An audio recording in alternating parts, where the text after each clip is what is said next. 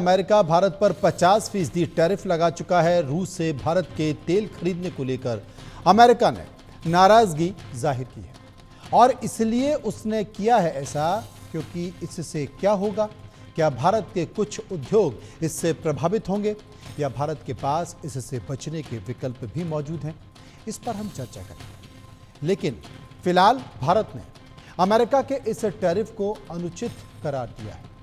याद करिए, साल 2019 जब भारत ने चुनिंदा अमेरिकी वस्तुओं जैसे कि कृषि उत्पाद, फार्मास्यूटिकल या फिर तकनीकी उपकरण पर जवाबी टैरिफ लगाया था।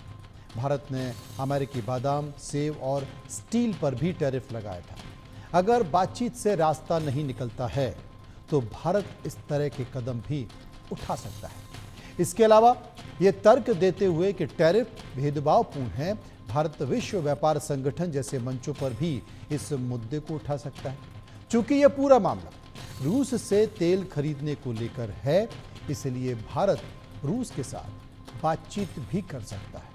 इसके अलावा भारत अपने घरेलू उद्योग जैसे टेक्सटाइल, फार्मास्यूटिकल और आईटी को बढ़ावा देने के लिए सब्सिडी या फिर प्रोत्साहन पैकेज भी दे सकता है ताकि टैरिफ के प्रभाव को कम किया जा सके।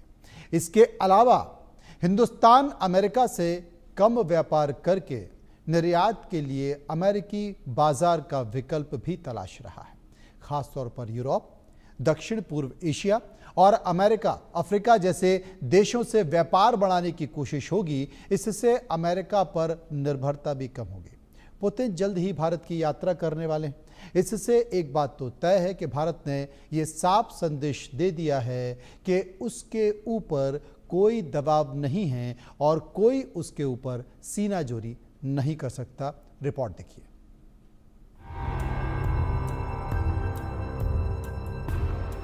भारतीय अर्थव्यवस्था की रफ्तार देखकर डर गई ट्रंप सरकार।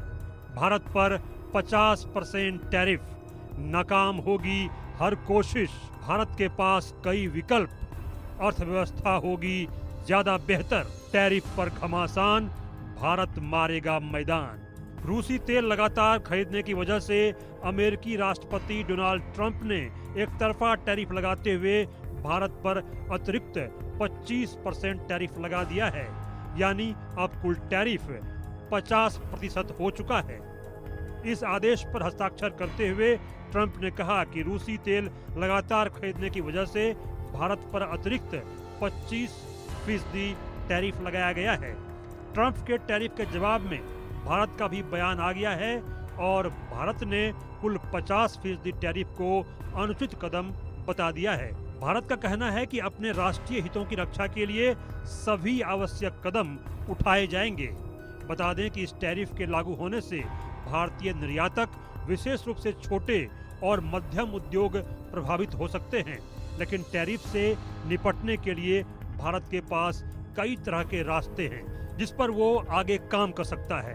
भारत अमेरिका से टैरिफ को लेकर कूटनीतिक स्तर पर बातचीत कर सकता है ताकि टैरिफ के प्रभाव को कम किया जाए या इसमें छूट प्राप्त की जाए। कार्यकारी आदेश की धारा 4C में उल्लेख है कि भारत रूसी तेल आयात कम करके अमेरिका से टैरिफ में संशोधन करवा सकता है।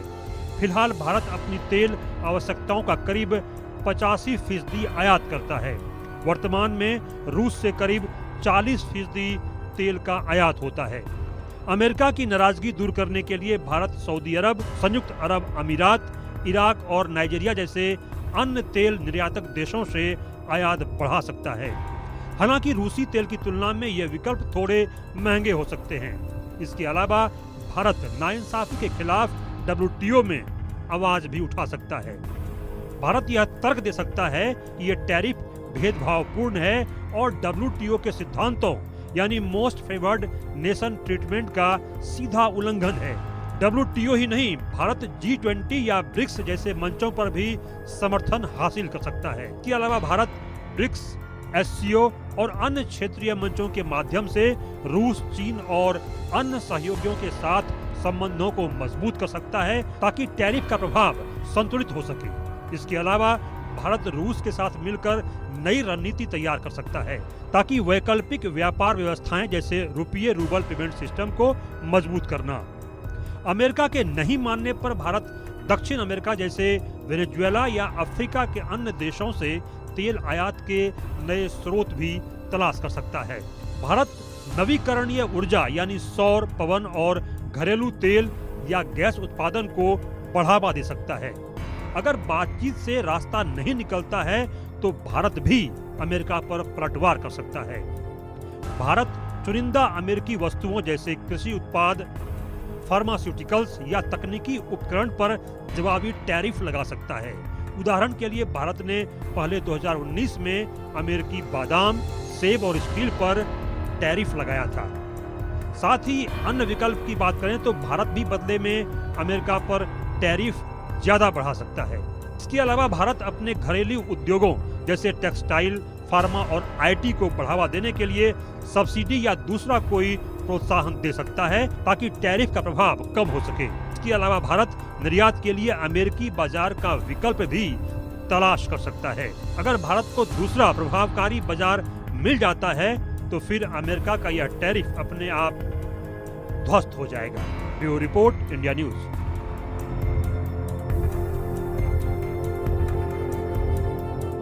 हमारे लिए अपने किसानों का हित सर्वोच्च प्राथमिकता है।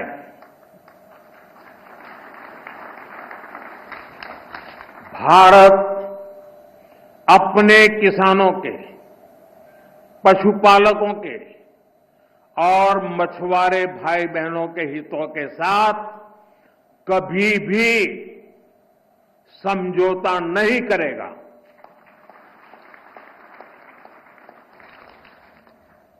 और मैं जानता हूं व्यक्तिगत रूप से मुझे बहुत बड़ी कीमत चुकानी पड़ेगी, लेकिन मैं इसके लिए तैयार हूं। मेरे देश के किसानों के लिए, मेरे देश के मछुआरों के लिए, मेरे देश के पशुपालकों के लिए आज भारत तैयार है। अब इसी टैरिफ को लेकर हम जनता के बीच गए कि आखिर लोग इस पर क्या सोचते हैं। कुछ सवाल हमने पूछे, इस पर हमने एक सर्वे किया। सर्वे के कुछ सवाल है, मैं आपको बताता हूं। पहला सवाल जो हमने लोगों से पूछा अमेरिकी टैरिफ को लेकर, वो सवाल था कि क्या अमेरिका का भारत पर अतिरिक्त टैरिफ अनुचित, अन्यायपूर्ण और अवांछित है। 75% लोगों ने कहा कि हाँ बिल्कुल ये अनुचित और अवांछित है। 25% लोगों ने कहा ऐसा नहीं है।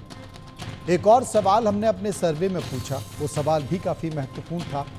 वो सवाल है कि हाल में ट्रंप प्रशासन द्वारा भारत के खिलाफ लिए गए नीतिगत फैसलों को आप आखिर कैसे देखते हैं।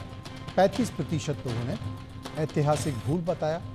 65% लोगों ने कहा कि पुनर्विचार की ज़रूरत है, क्योंकि ट्रंप कई बार अपने फैसलों पर पुनर्विचार कर चुके थे। टैरिफ भी उसमें शामिल है। तो ये तमाम तरह की चीज़ें विस्तार से चर्चा करेंगे, समझने की कोशिश करेंगे। विनोद रावल टैक्स एक्सपर्ट मेरे साथ मौजूद हैं, टैरिफ के बारे में विस्तार से आपको बताएंगे। सुमित पीर अंतर्राष्ट्रीय मामलों के जानकार मेरे साथ मौजूद हैं, उनसे समझने की कोशिश करेंगे। सबसे पहले विनोद रावल साहब मेरे साथ मौजूद हैं, मैं उन्हीं के पास चलूँगा। विनोद रावल साहब, इसकी आलोचना भारत में ही नहीं या जिन देशों में ट्रंप का टैरिफ लग रहा है वहां पर ही नहीं है, बल्कि खुद अमेरिका में भी इसकी आलोचना हो रही है।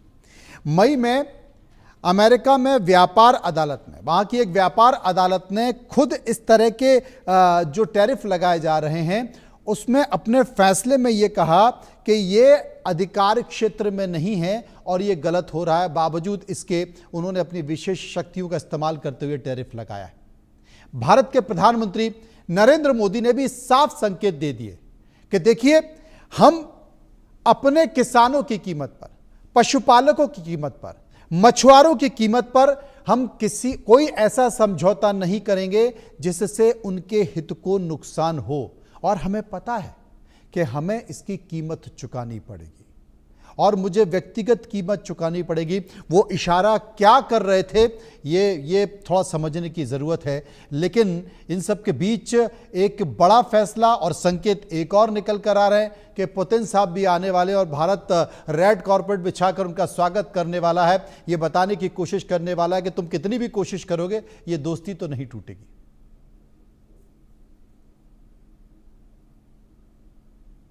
एक बार अनम्यूट कर लीजिए, आपकी आवाज नहीं आ रही।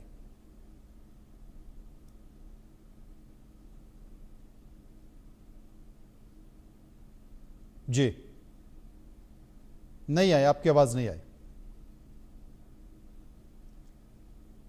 अनम्यूट का स्विच ऑफ कर दीजिएगा।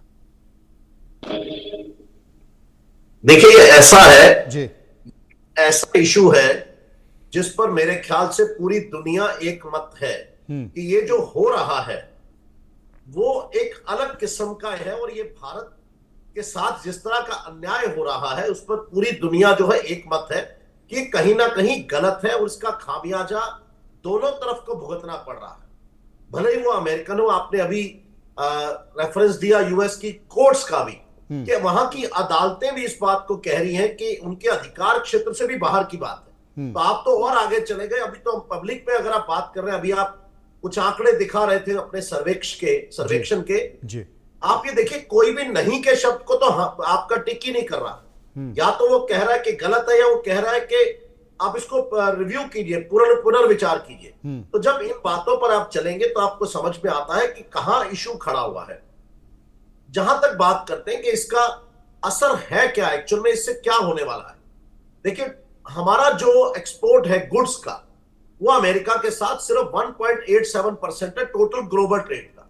तो बहुत ज्यादा ऐसा नहीं है। ठीक है, हमारी जीडीपी पर बहुत बड़ा असर पड़ता है उसका, और किसी भी देश के साथ जो संबंध है वो बहुत इंपॉर्टेंट होते हैं, और किसी इस तरह के देश के साथ जो बहुत ताकतवर देश हो तो उसके साथ तो बहुत मायने रखते हैं।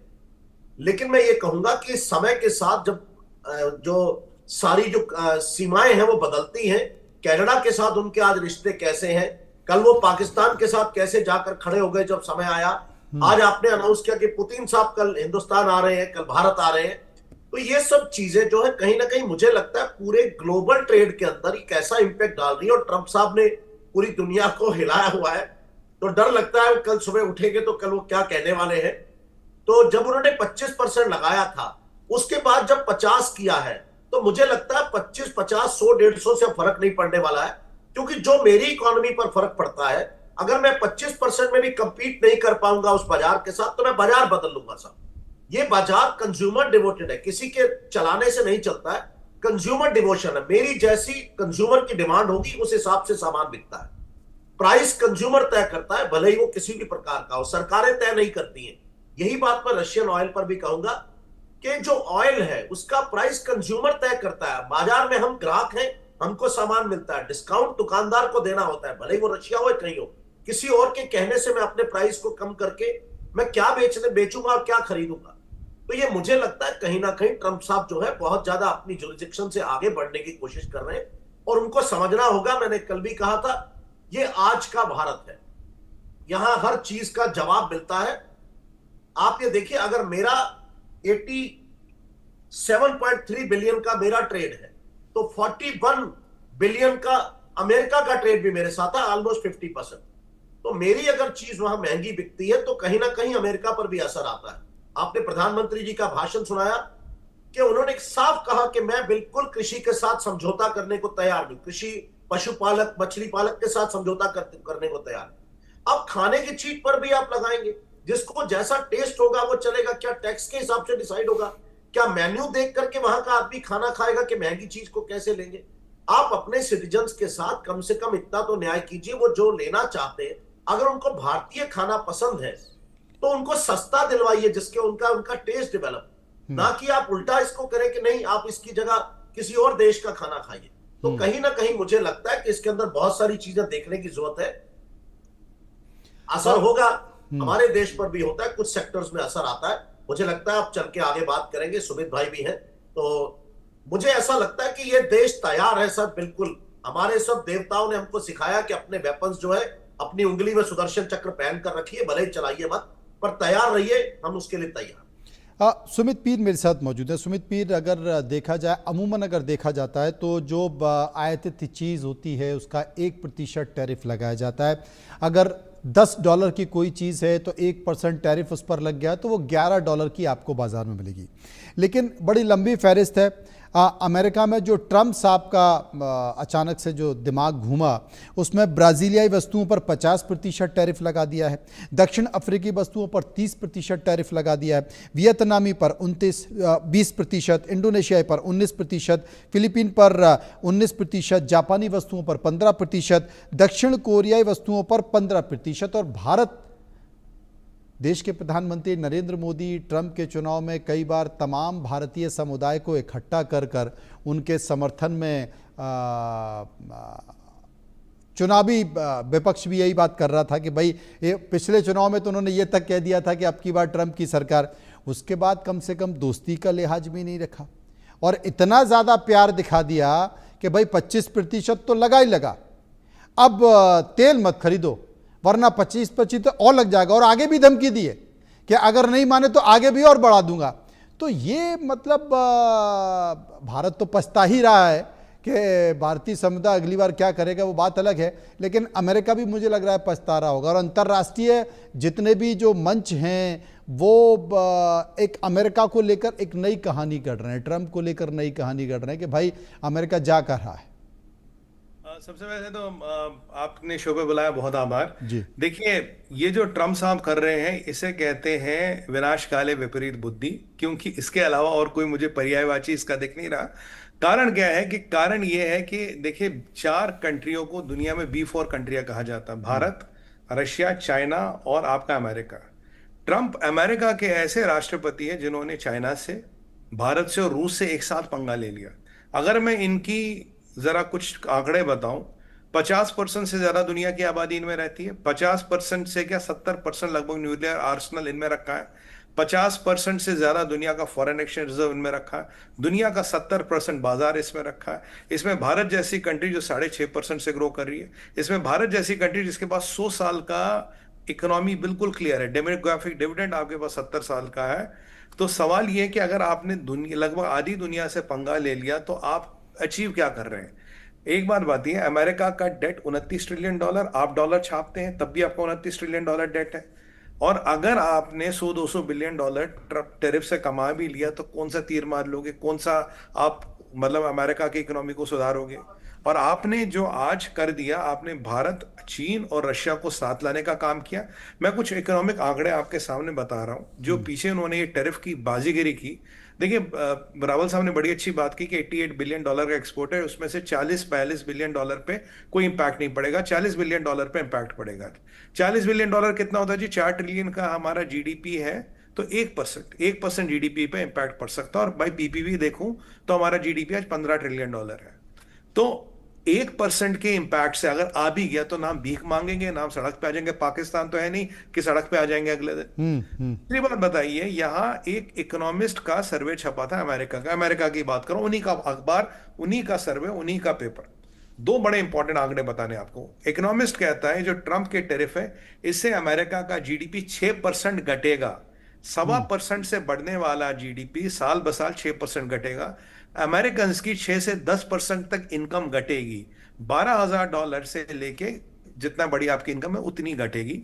अमेरिका में चीजों की कीमत महंगी होगी। अमेरिकन जो मिडिल क्लास है और जो गरीब है या लोअर मिडिल क्लास है उसके लिए जीवन यापन कठिन हो जाएगा। बैंक ऑफ अमेरिका, जिस पे आज बड़े नाराज हुए ट्रंप, उन्होंने अभी कहा कि ऐसी हालत रही तो अमेरिका से $42 ट्रिलियन का कैपिटल बाहर जाएगा। और जब पीछे एक इकोनॉमिक सर्वे में एक आंकड़ा आया था, सैटरडे मंडे या संडे की बात है, एक महिला वहां एक इकोनॉमिक सर्वे चलाती है, एक इकोनॉमिक जो लेबर एम्प्लॉयमेंट वगैरह का डाटा देती है, उनको ट्रंप साहब ने डिसमिस कर दिया कि उन्होंने बोला जी केवल 73,000 नौकरियां बढ़ी है। जब ये खबर आई आपने मैसेंजर को तो गोली मार दी, डिसमिस कर दिया आपने। सर, अमेरिका का मार्केट, मन्नू जी, एक दिन में $1.1 ट्रिलियन, हमारा टोटल इंपैक्ट साल का अगर आया तो 40 बिलियन, इनका $1.1 ट्रिलियन उस दिन लुप्त हो गया। $72 बिलियन कैश में निकल गए साहब अमेरिका से 48 घंटे में। एप्पल का मार्केट कैप $110 बिलियन लुढ़का। निविडिया, ये बड़ी बड़ी कंपनियां जितनी हैं, इनका मार्केट कैप $330 बिलियन सेम दिन लुढ़क गया। हमें तो क्या करेंगे और क्या बताएंगे। पहले दिन जब आपकी पोल पट्टी खुली, आपके यहाँ $1.1 ट्रिलियन का इंपैक्ट 24 घंटे में, $72 बिलियन कैश गया, लोगों ने येन में पैसा लगाया, गोल्ड में पैसा लगाया, आपके यहाँ नहीं लगाया। आज ये जो मैं आपको कह रहा हूं, बैंक ऑफ अमेरिका रहा क्या कि भाई 40-42 ट्रिलियन डॉलर अमेरिका में 2 साल में निकल जाएगा। सोचिए जब आपके ऊपर 39 ट्रिलियन डॉलर का डेट है, आप डॉलर छापते हो, तब उनकी आपकी ये परिस्थिति है। आज ट्रंप ने एक और माशाल्लाह सेल्फ गोल किया, कहता कि जो इंपोर्ट करेगा चिप्स अमेरिका में उस पे मैं 100% पेनल्टी लगाऊंगा। अभी अभी कहा है कि इंटेल के सीईओ आप रिजाइन करो। क्या आप प्राइवेट सेक्टर में भी ट्रंप की दादागिरी चलेगी? प्राइवेट सेक्टर भी ट्रंप से बात करेगा। माइक्रोसॉफ्ट कह रहा मैं दुबई जा रहा हूं। जो अमेरिका के कार मैन्युफैक्चरर कह रहे हैं सब हम कनाडा में दुकान खोल रहे हैं। कोई दुबई भाग रहा, कोई कनाडा भाग रहा, कोई कहीं भाग रहा, कोई कहीं भाग रहा है। अमेरिका से इकोनॉमी से कैपिटल का पलायन हो रहा है। टैरिफ से क्या कमाइएगा क्या नहीं कमाइएगा, भारत का तो आप कुछ उखाड़ नहीं पाएंगे। क्यों? ये मैं नहीं कह रहा, ये रिजर्व बैंक के गवर्नर साहब का आज बड़ा एक इंपॉर्टेंट बयान आया। उन्होंने कहा कि अगर हम रेट्रोस्पेक्टिव टैरिफ नहीं लगाते, वापस अमेरिका पे टैरिफ नहीं लगाते, जनाब हमारी इकोनॉमी को कोई फर्क नहीं पड़ेगा। जहां तक तेल की बात है सर, पहले हम 21 जगहों से तेल लेते था, 47 जगहों पे आ गए। हमने तेल का अपना फैलाव दुनिया भर में कर लिया।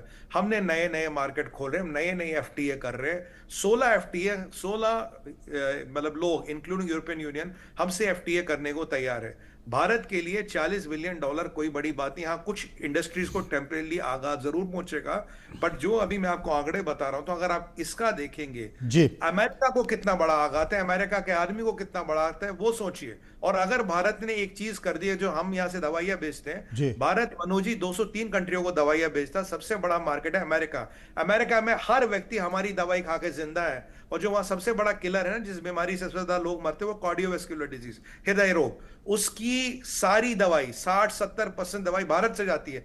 अगर कल को मोदी जी ने कीमतें बढ़ा दी, एवरेज अमेरिकन जो ट्रंप का वोटर है गाली देता फिरेगा। मतलब आप सोचिए, नहीं, हमारी दवाई खाने से तो अमेरिका का आदमी जिंदा है, लेकिन जो ट्रंप दवाई दे रहे हैं उस दवाई से तो पूरा विश्व परेशान है। उस दवाई की चिंता एक बार करनी पड़ेगी। सर्वे के 3 सवाल, एक बार उन पर नजर डाल देते हैं। एक और सवाल हमने लोगों से पूछा कि क्या आर्थिक मोर्चे पर अमेरिका के खिलाफ रूस, भारत और चीन को लामबंद होने की जरूरत है?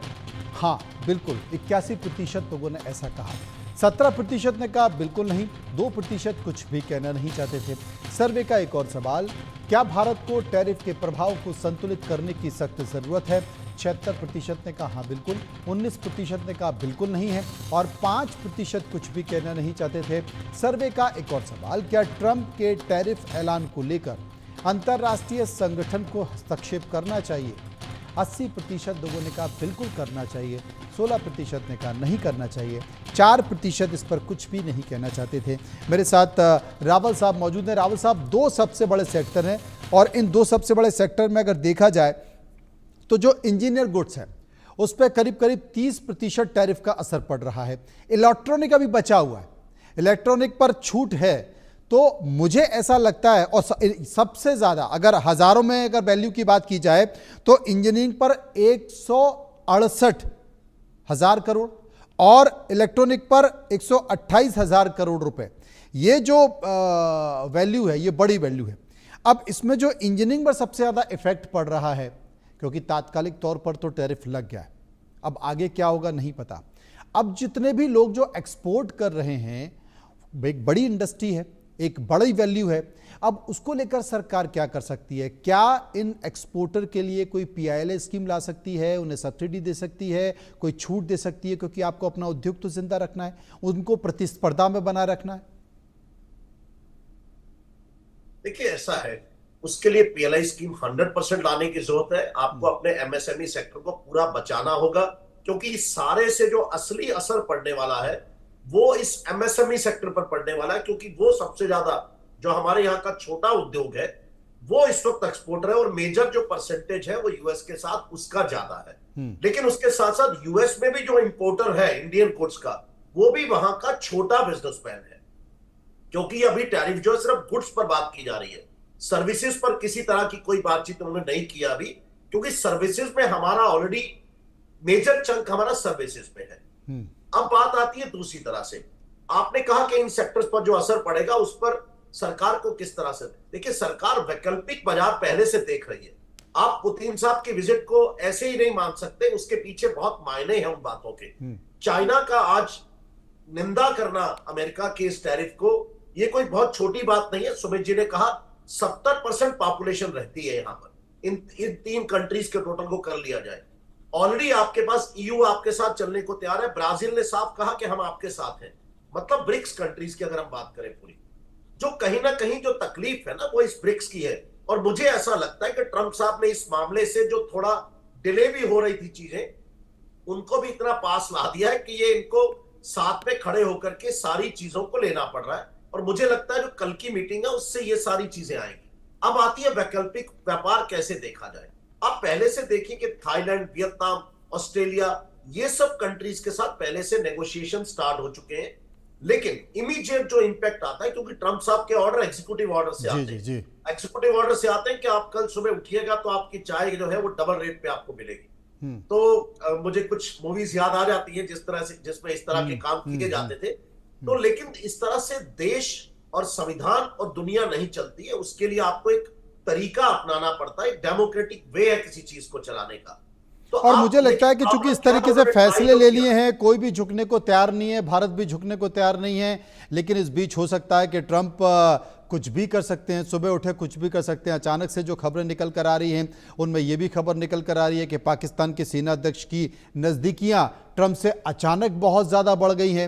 उसका फ़ायदा यह है कि भारत और चाइना की नज़दीकियां बढ़ रही हैं, भारत और रूस की नज़दीकियां बढ़ रही हैं, पूरी डेमोग्राफी बदल रही है। इंतजार करना होगा क्या होता है क्या नहीं होता। बहुत बहुत शुक्रिया मैं करूँगा, रावल साहब का शुक्रिया करूँगा, सुमित